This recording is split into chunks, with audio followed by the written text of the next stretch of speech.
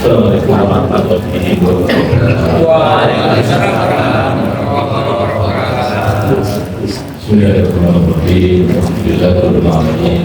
Wassalamu ala rasulillah wassalatu wassalamu ala asyrofil anbiya'i wal mursalin Muhammadin wa ala alihi wa sahbihi ajma'in. Amma ba'du.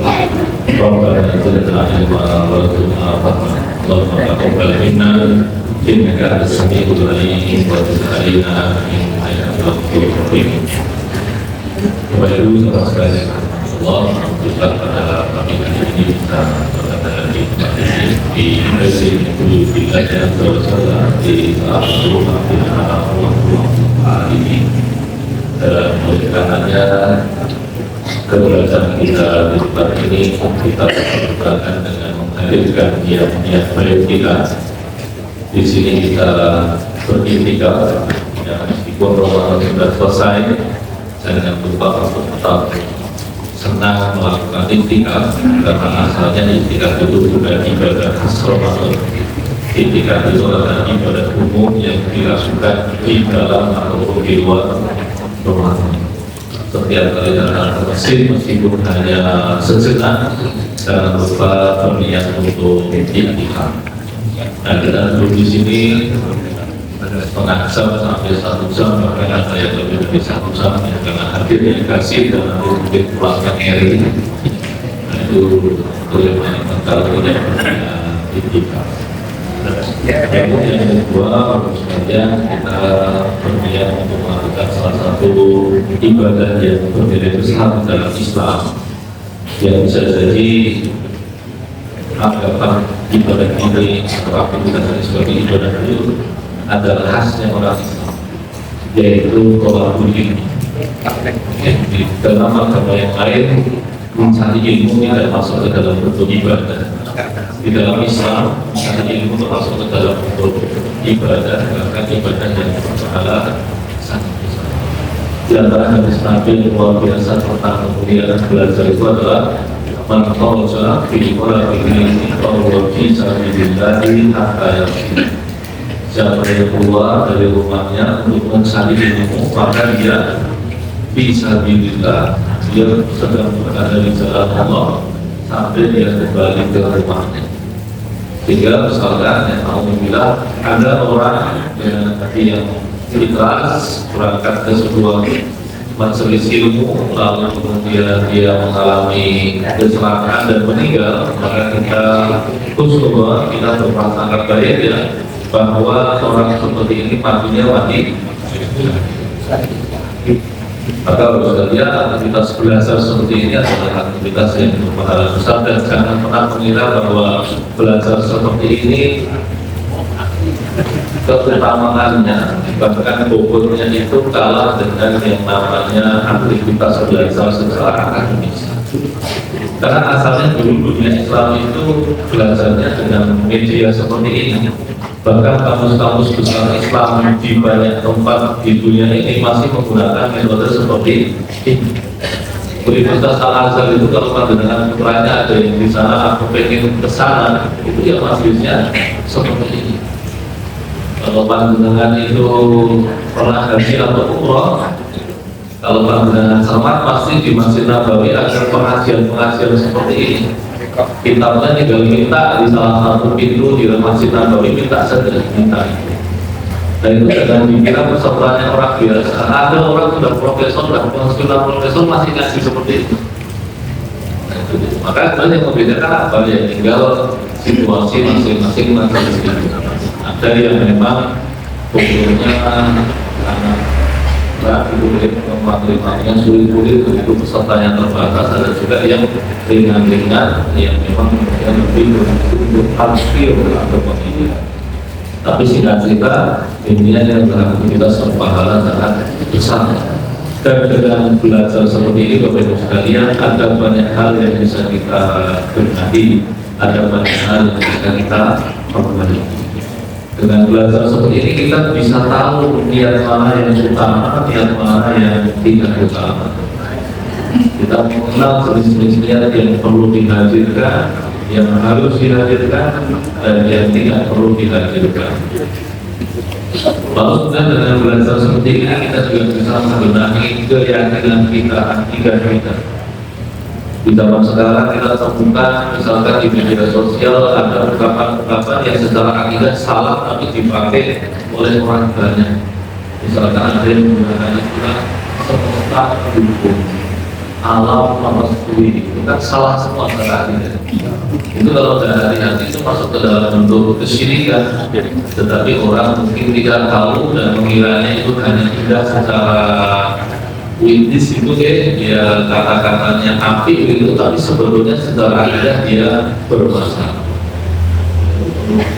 Atau berkaitan dengan perkara ibadah, kita bisa membenahi berbagai perkara ibadah kita melalui belajar seperti ini. Ada orang sholat bertahun-tahun tapi sering lupa untuk menghadirkan niat, ya berarti sholatnya tidak sah. Ada orang sholat bertahun-tahun tapi bibirnya tidak pernah bergerak, maka sholatnya tidak. Itu kalau karena tidak tahuan, itu kita selalu berharap Allah memberikan maaf atas ketidaktahuan. Tapi kalau tidak tahuan itu berkaitan dengan perkara-perkara besar dan berlalu-lalu, tentu kita harus segera memperbaiki. Ya, tadi misalkan membaca bacaan sholat itu berarti salah satu tahun itu yang menggerakkan tidak yang bosan sholat itu pulang ini umat ini. Karena kalau tidak maka dia tidak dihubungi sedang atau sudah membaca bacaan sholat. Itu dalam perkara muamalah pun begitu sekali. Ada orang mau beli rumah, orang yang pertama bilang begini ke temannya, kan duit 100 juta, duit gue ngomong, aku tak gile 100 juta, tak butuh rumah, aku tak balik 120 juta kecil. Sedangkan orang yang kedua itu akadnya sedikit berbeda. Dia bilang, kan aku kalau rumah harganya 100 juta, disorang, aku boleh bayar kecil 120 juta. Itu nilai transaksinya tidak berbeda, tapi yang satu masuk ke dalam hukum riba, yang satu masuk ke dalam hukum murabah. Padahal kasanya sambil foto-foto belum lebih banyak foto-foto cincin, pemain di foto pindah, betul kan? Kalau makan betul ngomong di pindah. Tapi yang pertama masuk ke dalam hukum riba karena dia memberikan keuntungan karena peminjaman dan itu hukum dasarnya haram. Sedangkan yang kedua itu dalam bentuk murabah karena akadnya orang yang punya uang tadi statusnya membeli terlebih dahulu rumah tersebut kemudian terjualnya kembali dengan harga lebih mahal. Contoh model transaksi yang bedanya tipis sekali, bahkan berkaitan dengan kondisi rumah dengan besaran keuntungan itu ternyata bedanya jelas. Tetapi ternyata status hukumnya berbeda, berbeda 180 derajat. Begitu dengan perkara akad Bapak sekalian. Saya itu perkara akhlak itu sebab kebanyakan orang mengira bahwa itu tuh semua orang tahu, semua orang sudah dipahami. Padahal ada banyak sekali akhlak tinggi yang tidak mungkin dimiliki seseorang kecuali dia memahami bentuknya itu seharusnya seperti apa. Orang memahami tentang zuhud itu sulit kebanyakan. Apalagi kalau orang kemudian terlahir kaya raya, kemudian dewasa yang punya uang banyak, mungkin gambaran tentang zuhud itu tidak ada. Dia punya gaji misalkan sebulan 10 juta, lalu beli baju harganya 1 juta. Ya tentu secara hukum ini halal, ya halal boleh, yang salah ada sudah. Tapi bagi orang yang tahu hubungan antara dunia dan akhirat, dia pasti akan berat melepaskan sesuatu untuk perkara dunia sebesar itu. Sama-sama beli baju, orang yang punya nafsu, saya berpikir mending saya beli baju harga 200.000 dan spare atau tentang harga itu lebih baik saya gunakan sesuatu yang lebih bermakna. Apakah beli baju harga 1 juta, 2 juta, 3 juta dosa? Tidak dosa. Jadi bagi orang yang melawan zuhud, dia tentu memilih sesuatu yang lebih ringan hitungannya di sisi Allah Subhanahu wa Ta'ala. Maka kalau orang tidak punya alam zuhud, dia akan mengatakan, mosok ngomong kan? Bahkan tidak terhambat begitu. Tapi tidak ada, memang dasarnya halal. Tapi bagi orang tahu, dia tahu tentang kualitas anak yang lebih tinggi, dia tidak akan hidup. Atau contoh yang lain, ada banyak sekali hal, misalkan begini, saya beri pembicaraan bapak-bapak, misalkan ini bapak ibu sekarang ini ayah bapak-bapak yang saya undang ya, misalkan kalau bapak-bapak berarti dia ngomong-ngomong, misalkan orang membercandakan tentang kan salah satu stigma yang dibentuk oleh masyarakat kita tentang perempuan itu selalu salah gitu ya. Terus kemudian dia istilah ini itu diobjektifikasi, dia seperti benda yang bisa diperlakukan gitu. Sekarang kalau ada perempuan yang sudah pisah dengan suaminya, dari sana karena bercerai atau karena meninggal, itu bisa menjadi objektifikasi bersandaannya bapak-bapak. Itu salah dan boleh. Tentu itu bukan berusaha yang secara umum besar, tapi bagi orang yang punya tahu tentang manusia, nilai manusia, itu dia tidak akan menjadi sesuatu yang besar. Saya ini bukan perempuan itu makhluk yang punya akal, dia punya akal, punya kepedulian, punya keutamaan, yang tidak bisa menjadi macam bercandaan perkara-perkara kayak poligami, nikah lagi dan sebagainya. Nah itu kalau tidak punya imajinasi tentang akhlak tinggi itu orang akan sulit melakukan. Akhlak tinggi itu hanya bisa dilakukan dengan ilmu, tidak bisa dilakukan dengan pembiasaan saja. Tentu bisa kalau sekalian yang dirahmati Allah bisa bayangkan dan misalkan ada seorang sahabat begitu ya, namanya Abu Dzar Al-Ghifari. Memang orang yang berani, bayangkan dia masuk Islam saja langsung minta izin Nabi, biarkan saya mengikrarkan keislaman saya di depan orang-orang Quraisy. Itu betul-betul ditampilkan dan dialami sampai pingsan. Begitu pingsan digotok, mulai ngomong oleh letak ikrarkan Islam pulau tengah jadi orang Quraisy ini kok dilakukan itu, dialami oleh terlalu memang. Tapi ketika dia di dalam itu dia bisa sederhana mengatakan kamu tahu saya orang mana? Saya orang Ghifar. Orang Ghifar itu mau pasar jalur antara Mekah sampai ke Syam itu. Dan kalau orang mereka dirampok ke jalan itu orang Ghifar itu betul-betul. Dan suatu ketika Abu Dzar Al-Ghifari itu musuhan sama Bilal bin Rabah. Lalu kemudian dia mengatakan dia adalah saudara, wanita anaknya orang kita, yang anak kita gitu ya. Jadi kita tidak jadi percaya karena pada saudara-saudara kita orang apa gitu, jadi mau kira gitu. Secara bahasa sudah tidak boleh. Terus kemudian apa kata Nabi dengan omongannya Abu Dzar itu? Karena Abu Dzar kan sahabat yang masuk Islam berawal kan. Karena Nabi mengingatkan, karena levelnya Abu Dzar itu bukan orang sembarangan. Apalagi yang disakiti juga bukan orang sembarangan. Orang yang disayangi Nabi kan namanya Bilal. Apa yang dikatakan Nabi? Innaka mru'un fika jahiliyah. Kamu orang punya otak jahiliyah. Oh itu dibilang begitu, Abu Dzar itu sakit hati dalam artian dia betul-betul merasa berdosa. Dia datang kepada Bilal dan mengatakan saya mohon maaf. Sampai kemudian dia meletakkan kepalanya di tanah dan mengatakan saya letakkan kepala saya di tanah, injaklah kepala saya biar saya dapat maaf. Itu kalau orang punya harga diri tinggi nggak mungkin melakukan. Itu hanya dilakukan oleh orang-orang yang menyenangi kebenaran dan kebaikan. Contoh yang lain akhlak baik apa?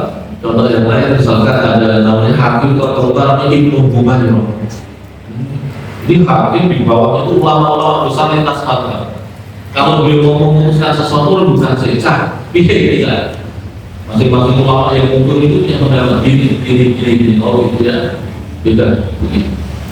Suatu ketika beliau mengatakan ini ada perkara yang hanya dimiliki oleh orang-orang yang kembali. Lalu kemudian ada orang dari mana Maliki, saya tidak sebutkan namanya, itu yang betul. Nah, ada di mana Maliki? Dia debat, singkat cerita, Karena yang pada Maliki ini tetap mengatakan bahwa itu ada di pada Maliki, padahal sebenarnya tidak ada gitu. Bahkan oleh orang-orang yang mengatakan tidak ada. Itu benar, namanya juga begini. Abahi matun anta, ini kemana? Gara-gara ngomong begitu, orang pada kaget tuh. Ulama sebesar itu isinya tuh begitu. Dan gara-gara ngomong begitu kan langsung masjidnya terdiam kan. Aduh, terus kemudian ada bukan. Besoknya ketika majelis itu, mereka mau majelis harian gitu, kayak jadi ulama-ulama besar di bawah naungan penguasa yang baik dan kemudian dibayar hanya untuk membincangkan ini. Besoknya ketika pagi ya sudah itu barang duduk di kursinya, ulama yang lain semuanya datang juga, begitu termasuk ulama Maliki tersebut yang dimaki. Jadi seperti tidak terjadi apa-apa gitu, biasa saja. Tapi kemudian tiba-tiba ini beberapa mengatakan di depan ada sekali, saya minta maaf kepada Anda bisa bayangkan, di depan ada semua banyak hakim agung gitu, bawahnya ulama-ulama besar dan majelis ilmunya itu diikuti para pejabat dan torakawal. Itu dengan nelayan mengatakan di hadapan Anda sekalian saya minta maaf.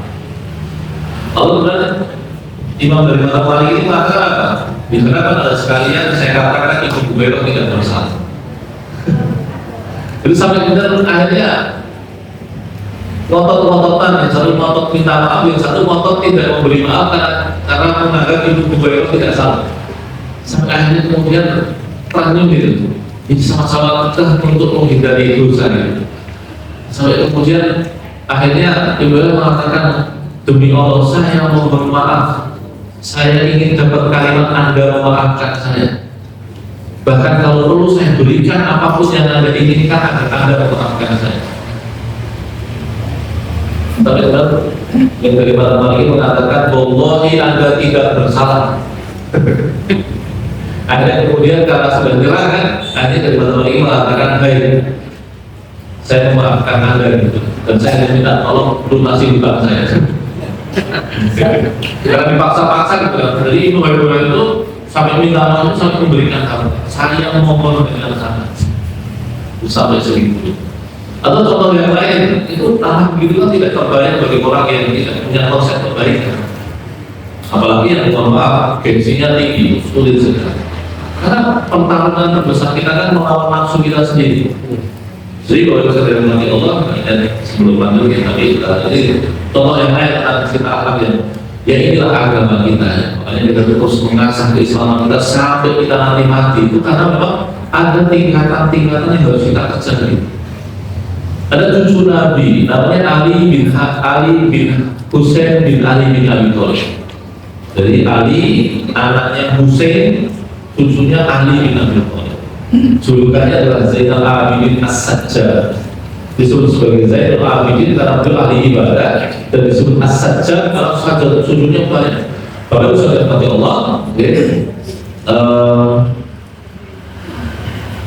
kalau dalam rangka satu sebelumnya orang-orang soleh dahulu sholat sunnahnya sampai ratusan rakaat.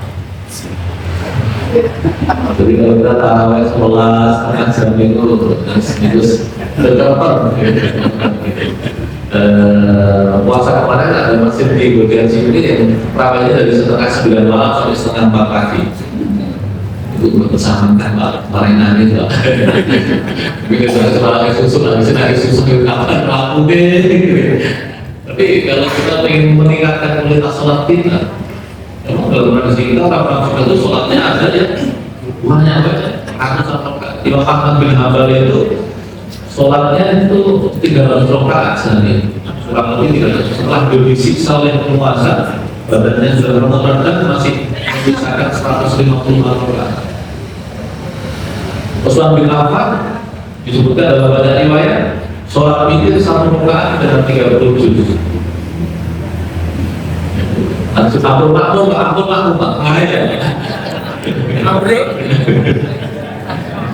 kalau dulu kita di bawah dia itu saat itu sudah wah kali saat itu sudah imamnya terima berani. Itu ada saya waktu itu pernah bagi ulama tentang saat itu sudah pingsan. Saking lama. Dan Zainal Abidin As-Sajjad itu sholatnya banyak. Maka dijuluki As-Sajjad. Suatu ketika beliau punya anak, baru umur beberapa hari di akikah. Budaya ketika bawa masakan itu masakannya kumplak dibagi-bagi dan meninggal. Anda bisa bayangkan kan? Kumplak menimpa baginya Zainal Abidin dan meninggal. Itu nih awal itu mengamuk sangat normal. Tapi ketika Zainal mau marah, mau ngamuk, itu budaknya pintar. Dia bacakan ayat wal kadhibina al-ghaidha. Itu udah ada di mana mesti tambah kamu. Malah ceramah gitu. Dan itu kalau kita itu kita. Tapi Zainal Abidin begitu ingat ayat Allah itu langsung mengatakan takut dulu ini. Saya tahan marah saya. Budaknya pintar, ayatnya dilanjutkan wal afina anin nas. Dan orang yang memaafkan manusia lainnya. Lalu dia katakan al-fadl dunia. Saya maafkan kamu. Budaknya pintar boleh juga mungkin ayatnya. Wallahu yuhibbul muhsinin. Dan Allah menyenangi orang-orang yang berbuat. Dengan ayat itu Zainal langsung cari amal terbaiknya apa? Kamu saya bebaskan. Saya bisa bayangkan ada beberapa melakukan kesalahan sampai anak tuanya mati. Lalu kemudian dia bacakan ayat tuannya malah bebas. Dan cerita begini baru sudah di dunia Islam hubungannya sekali. Kalau agama kita tuh begitu. Makanya dalam dalam kita tuh apa? Pengalaman bahwa Rasulullah Dewi. Baru sekalian contoh fenomena rumah tangga kita sekarang ini itu kan apa yang dikehendaki Islam dengan apa yang dilakukan masyarakat kita itu kan berbeda.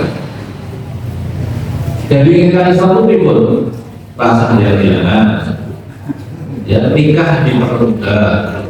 Ya laki-laki menghidupi istri dan anak, bapak ibu mendidik anak, ya kan? Kemudian pintu poligami terbuka, terus kemudian perceraian itu diringankan. Kalau cerai, perempuan itu dimuliakan dengan disangoni, diberikan harta kayak itu. Lalu kemudian anak itu di bawah tanggungan laki-laki karena rasanya itu terhubung pada laki itu yang diajarkan Islam. Yang kita lakukan dibalik kabel, jangan kesuwen, kebablasan, nikah di ngel-ngel, sangoni, juga sebab ada di mana? Tapi betul itu Pak. Pacaran, kelamaan, kebablasan, nikah dipersulit. Bahkan hukuman nikah sekarang sangat gampang sekali. Makanya mereka tidak cerita itu karena hukuman persiapan nikah itu adalah akhirnya begitu menjadi suami dan istri, mereka tidak punya hal-hal dasar yang penting, yaitu apa? Pengetahuan dasar tentang menjadi suami istri atau ibu dan bapak. Makanya hal-hal yang bagi keluarga-keluarga dahulu itu hal murah bagi mereka bisa dari sebab cerai. Karena memang tidak siap secara mental, uangnya siap, kerjanya siap, tapi kesiapan mental untuk menjadi suami istri tidak siap. Jadi pasangan kelamaan, kebablasan, nikah dipersulit. Begitu nikah, ada fenomena istri yang kemudian kontak-kontak menghidupi keluarga dan anak tidak dididik oleh bapak ibunya. Ketika mau cerai, pakai drama, status perempuannya digantung lama-lama, dan ketika kemudian dilepaskan tidak bisa melihatnya. Dan terakhir apa? Oh itu sudah pintu poligami ditutup rapat, perselingkuhan terbuka lebar. Ketika mau dicerai, perempuannya dipersulit, digantung statusnya, tidak diberikan harta, dan anak malah ditanggung perempuan. Karena Islam, karena begitu, selera Gusti Allah, selera kita malah itu fakta. Memang di antara perjuangan terberat kita dari Muslim itu apa? Ya memang memiliki diri kita untuk kualitas itu tanya-tanya sampai pada puncaknya. Makanya kalau kita bertemu dengan hadis Jibril, ya kita akan sadar bahwa inti Islam itu bertingkat-tingkat. Dalam cara pandang Islam, Bapak Ibu sekalian, bahwa semua hal di semesta ini pakai tingkatan, bertingkat-tingkat. Langit bertingkat-tingkat, surga bertingkat-tingkat, neraka bertingkat-tingkat, ilmu bertingkat-tingkat, sabar bertingkat-tingkat. Kita di ruang nanti Bapak Ibu sekalian tidak ada yang sama. Belas satu pun tidak. Andai kan ada orang terlahir kembali sekali pun dia tidak akan begitu sama dalam cara Islam. Kenapa? Karena semua punya tingkatan. Ada yang lebih alim. Meskipun tidak sedang bicara di sini, ada yang lebih alim. Dalam sabar, ada yang jauh lebih sabar, ada yang sabar saja, ada yang kurang sabar, ada yang kesabarannya setipis tisu. Tisu. Tapi kalau jadi anaknya orang begini nih, Bundino Senen di Senen, foto di Senen, foto di Senen, Bundino Senen. Betul kan cek di Selasa nih, betul kan nanti. Ada yang kemudian lebih bersyukur dalam perkara dunia. Ada yang ini orang sendiri ini pengen, orang mau beli tas api pengen, orang beli sapi pengen, orang mau beli mobil api pengen, orang mau beli rumah api pengen. Apakah dosa? Enggak ada dosa. Tapi ada yang sadar bahwa dia tidak tertarik pada benda-benda itu. Ketertarikannya sudah pada sesuatu yang lebih abstrak, memperbaiki kualitas diri, menambah ilmu, memaafkan manusia, minatnya pada akhlak dunia dan ilmu-ilmu yang sendiri. Ada juga orang yang modelnya gampang dengki, ketemu pisang, ketemu makal, ketemu bintang, semintaan begitu ya. Ada juga orang yang sudah dia hatinya lepaskan. Jadi dalam cara pandang Islam tidak ada yang sama. Masing-masing kita ada punya kualitas yang tinggi di satu hal dan rendah di hal yang lainnya. Adapun kalau kita pengen terus bertindak, ya harus dikejar. Ya Imam Sufyan Ats-Tsauri itu muridnya itu kumpul gitu. Lalu murid-muridnya mengatakan, coba kita lihat dulu kita ya. Apa kualitas beliau yang kita miliki? Coba sabar aja. Kita semuanya kalah. Ilmunya kita semuanya kalah. Keberanian itu termasuk akhlaknya. Kalau sudah mati Allah, kalau kita punya anak pemberani, jangan hancurkan keberaniannya dengan kita sering memarahi dia. Ada terlalu banyak kezaliman yang harus dilakukan oleh orang-orang pemberani. Ada banyak kezaliman di masyarakat kita ini yang tidak terhenti gara-gara gilanya para pemberani. Keberanian itu bagian dari akhlak mulia yang harus dilakukan. Berani melanggar syariat Allah sudah, tapi berani melawan kezaliman Allah. Ada banyak hal-hal baik yang harus kita asah. Maksudnya tadi keberanian, rasa malu. Untuk hari ini media sosial kita itu menghilangkan rasa malu. Dari mana perempuan sama kamu? Media sosial ini kan memang berlangsung sekali. Nah, baru sekarang Allah itu yang dihendaki oleh Islam dan ini. Adapun tema utama kita hari ini tentang bagaimana kita menjalani bulan Ramadan itu berhubungan dengan itu loh. Kita kalau bulan Ramadan semangat, karena kebanyakan orang karena ada ibadah bersama yang dilakukan bersama-sama. Jadi kita berpuasa bersama-sama dan konsekuensi turunannya apa? Ya, mungkin suara taksilan, kalau taksilan bermunculan, itu tentu sesuatu yang baik saja dan tidak ada masalah. Tapi selain Ramadan, kita sebetulnya masih punya bulan-bulan lainnya, bulan-bulan mulia lainnya. Kita sering menyebut Ramadan sebagai bulan suci, ya sebagai sebuah istilah hari-hari ya tidak apa-apa, istilah hari tidak apa-apa. Bulan suci Ramadan tidak salah. Tapi sebetulnya secara istilah syariat tidak tepat bagus sekali. Karena memang secara syariat tidak pernah Ramadan disebut sebagai bulan suci, itu tidak ada. Bahkan sebetulnya kalau kita cermati kata suci di dalam bahasa Indonesia itu biasanya digunakan untuk menerjemahkan kata haram dalam bahasa Arab. Contoh Masjidil Haram itu terjemahannya masjid suci. Cara suci arti gitu, suci arti itu masjid suci. Kalau Ardul Haram, Ardul Haram itu tanah suci. Bapak Ibu sekalian yang pernah haji atau umroh, kalau mau umroh lagi pasti yang dilakukan adalah keluar dari batas itu. Keluar dulu dari tanah suci, lalu kemudian nanti di titik yang disebut sebagai miqat, itu nanti berihram kembali baru masuk. Nah, jalan kaki tanah ebes menuju Ka'bah kemudian tawaf, sa'i, sudah selesai. Jadi umroh itu singkat sekali. Umroh itu hanya kalau naik bis dari Masjid Aisyah di Taif sampai ke Ka'bah, lalu tidak ada penjagaan ketat, apalagi tawaf dan sa'inya naik motor. Bis aja ya.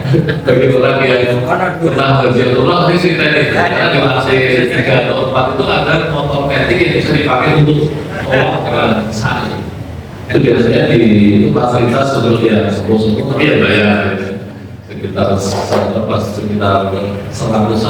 real atau sampai 300 real. Karena Nabi Muhammad ada riwayat pernah tawaf di atas unitanya. Ya, makanya kemudian di antara fikih turunannya adalah orang bisa tawaf dan sa'i dengan kendaraan metik. Tapi itu saat otomatis ke Indonesia. Eksplorer kan. Itu kalau kita lancar begitu itu ya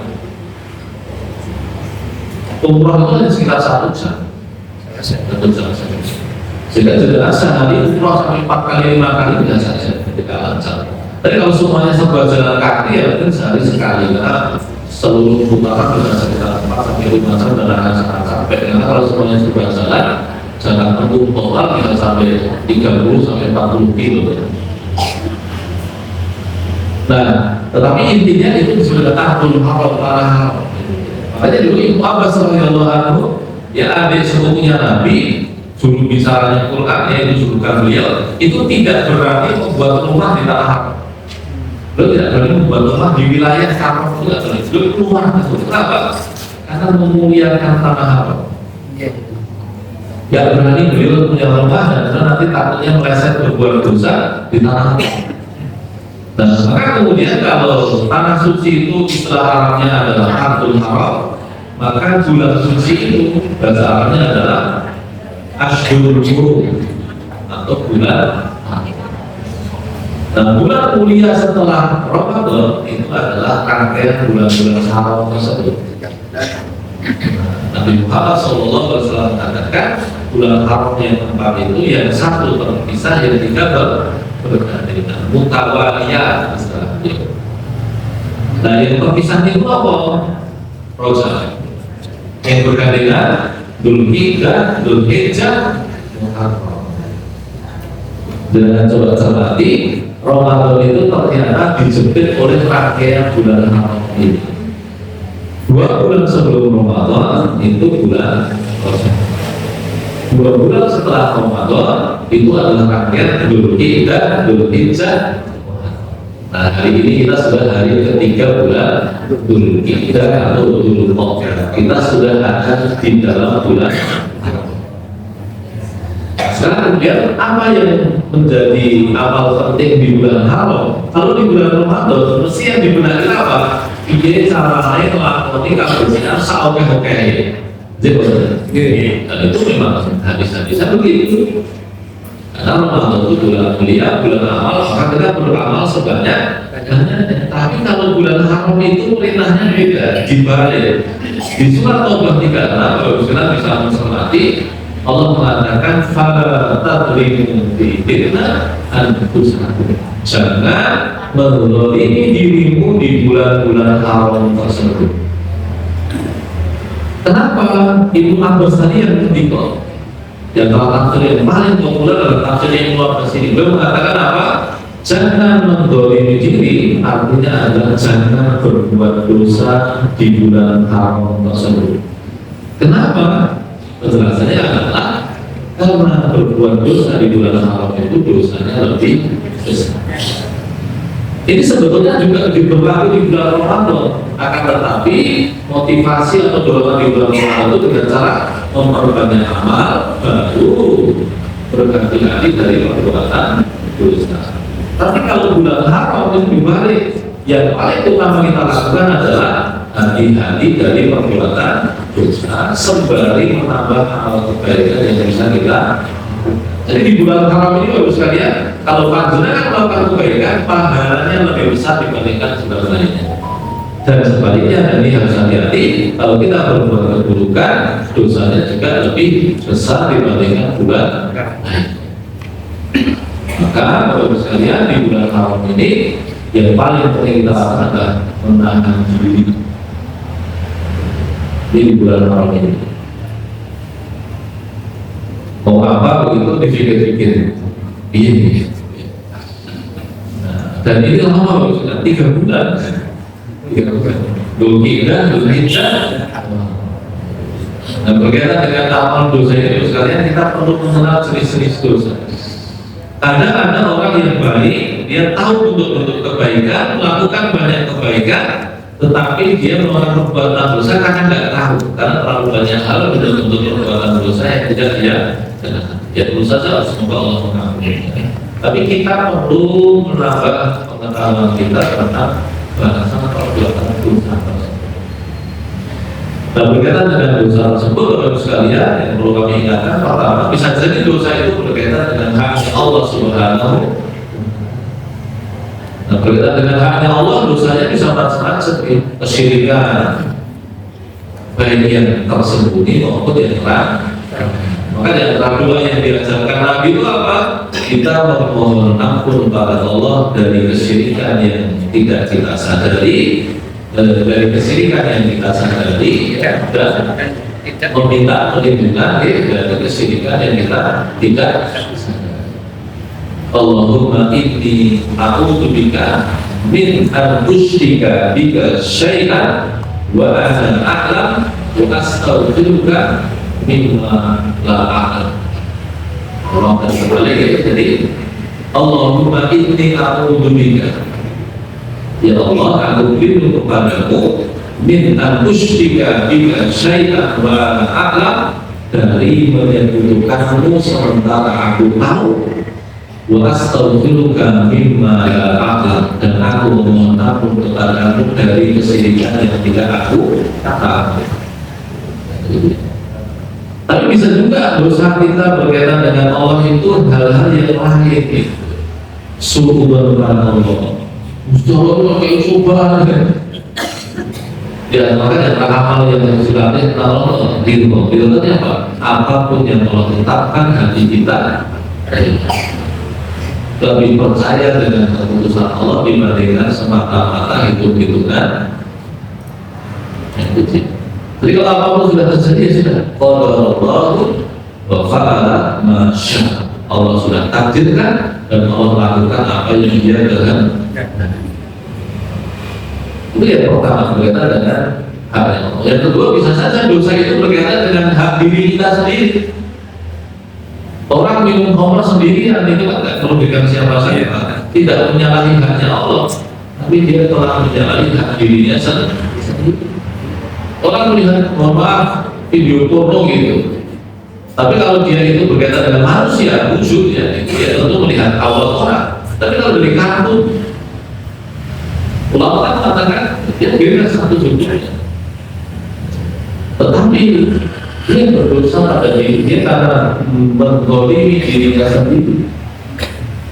Orang misuh gitu.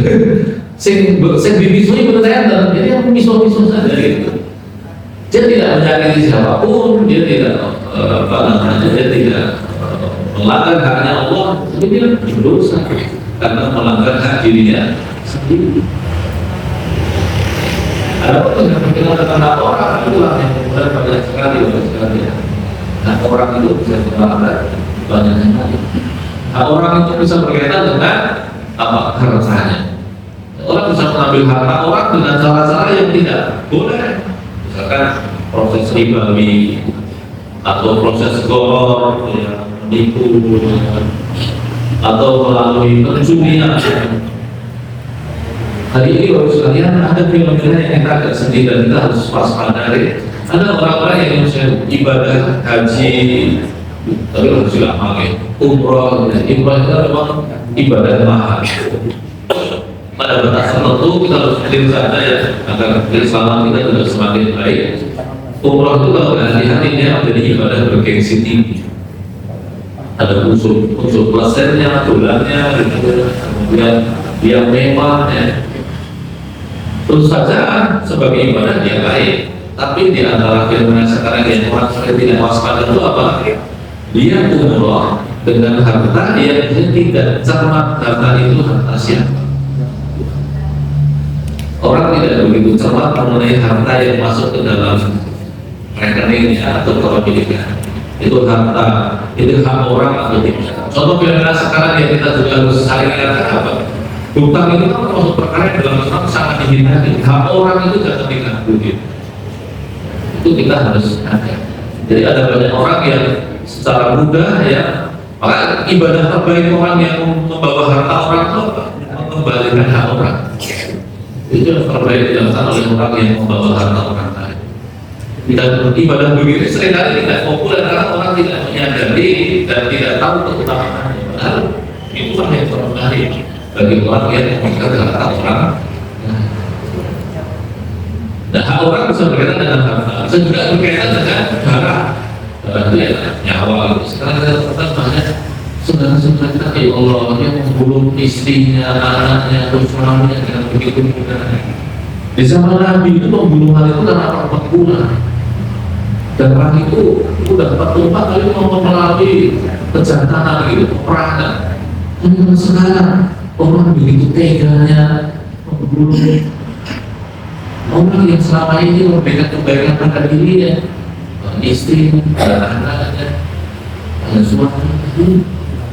Ini makanya bahasa kita ya, smartphone stupid people, HP-nya canggih, orangnya bego gitu. Teknologinya makin canggih, tapi kualitas manusia itu makin menurun. Generasi sebelum media sosial itu marah dengan ini, generasi setelah media sosial ini seperti itu bingung.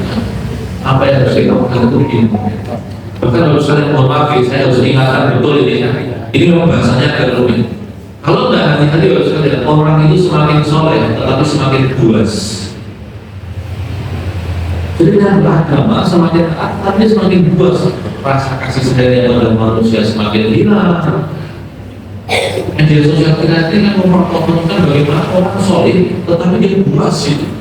Senang gitu kalau orang salah, senang kalau orang berbuat dosa, senang kalau orang melakukan kebintahan. Ini Islam yang mana yang dia pelajari? Tapi bisa juga kemudian dia semakin soleh, semakin sambalnya yang berkembang. Jadi dia mengira bahwa dengan semakin soleh itu semakin kaya raya, semakin makmur, semakin menciptakan kelompok eksklusif begitu kan? Rahasia di bawah berbintang di kalangan para elit ekonomi itu kan, kelas menengah atas begitu kan. Tetapi dia lupa bahwa mekanisme ekonominya itu kapitalis dan menjajah, menindas, mengeksploitasi. Dan kita perlu waspada dengan berbagai hal yang seperti itu. Tapi memang tidak semuanya kita harus paham ya. Jadi kalau kita ingin menaik level Islam yang lebih tinggi, kita perlu sama dengan jebakan-jebakan seperti ini. Dan jadi ada orang berkaitan dengan kata, ada berkaitan dengan kata, ada berkaitan dengan kehormatan. Baru sudah dalam Islam baru sudah banyak kan. Begitu betul dosanya besar sekali. Itu betapa agama kita itu kita itu menghargai hak manusia. Itu berarti agama itu luar biasa sekali. Misalkan ada bantu bilang kepada bosnya, Pak Anda salah, tapi orang tersinggung itu dia bosnya nggak boleh tersinggung. Karena pembantunya mengucapkan kebenaran, sementara ketersinggungan bosnya jadi karena egonya. Aku pimpinan kok, soalnya mau naik ke aku gitu. Tapi kalau dibalik, bisa jadi malah nggak boleh. Ada seorang bos bilang pembantunya akhirnya itu dosa, nggak boleh. Karena bosnya tidak punya hak untuk melanggar kehormatan orang itu. Kalau yang pertama kan tersinggungannya gara-gara bawahannya menyebutkan kebenaran kan. Jadi tersinggungnya karena ego. Tapi kalau tadi itu memang tidak boleh melanggar hak orang dengan hal yang tidak perlu.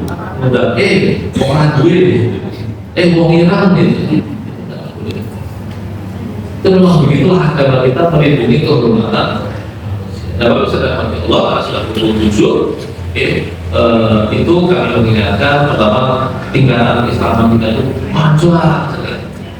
Mari kita punya semangat untuk terus menapaki tangga-tangga perjalanan keislaman kita ini. Kita berharap kita bertemu Allah dalam kondisi keislaman kita yang prima, yang terbaik yang bisa kita capai. Dan yang kedua, di antara keislaman kita itu adalah mengenali waktu-waktu mulia, mengenali waktu-waktu keramat. Bulan Haram itu kan bulan keramat.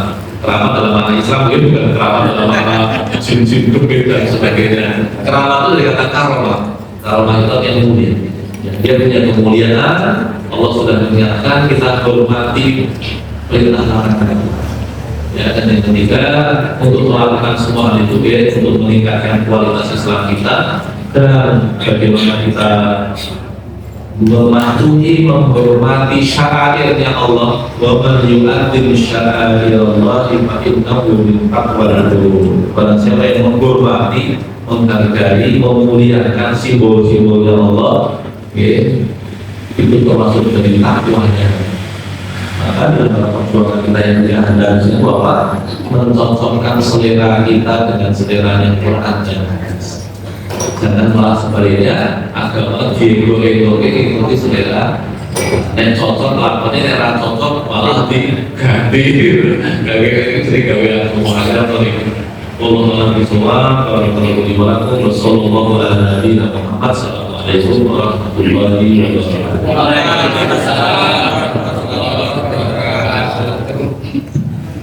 Kalau ada yang ada sebuah di sini karena jadi hingga kehormatan Allah kita tersebut terpilih kamu dan besok